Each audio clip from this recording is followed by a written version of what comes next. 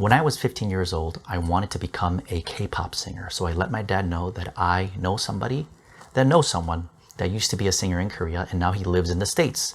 So I found his number and I wanted to ask him how I can become a K-pop singer.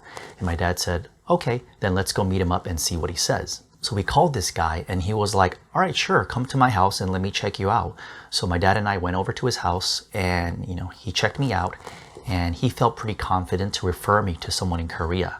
He gave us the phone number of a person named Lee Taek-jun that works for GM Music, and they produced a very old, successful ballad singer named Cho Sung-mo. So my dad called him and let him know, hey, my son wants to be a singer. Can you check him out?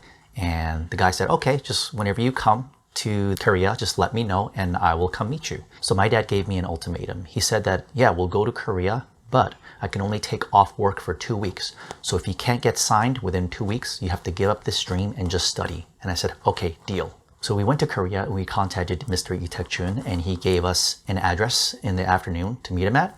And when we arrived at this address, it was actually on the side of, I believe it was NBC or KBS, one of the major television companies. And it was like a side door where there was like 100 girls just screaming and asking for celebrities to come out because like the fans in Korea are very hardcore.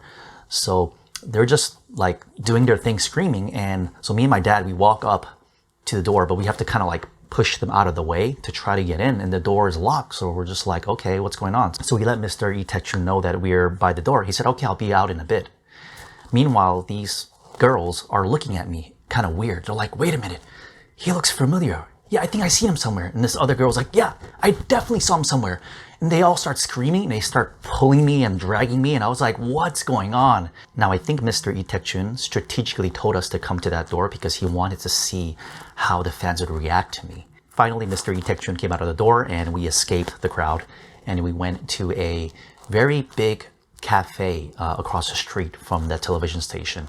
It was like one of the biggest cafes I've ever seen. It looks more like a food court. It was huge. There was a lot of people. And I think he strategically told us to go there too because he wanted to see, how I would do under pressure. Because after we had a talk, he just says, okay, let me see you sing. And I was like, right here, right now? He said, yes. And I looked at my dad and my dad gave me that look like, do it, So I said, okay. I got up and I sang and everyone clapped. And he said, okay, I think that, we could definitely sign you. You don't need to be in a group. I think you should go solo. However, my boss needs to sign off on this. And he is in Japan right now for a business trip and he'll be back 3 weeks later. And my dad was like, oh no, like I can only be here for 2 weeks.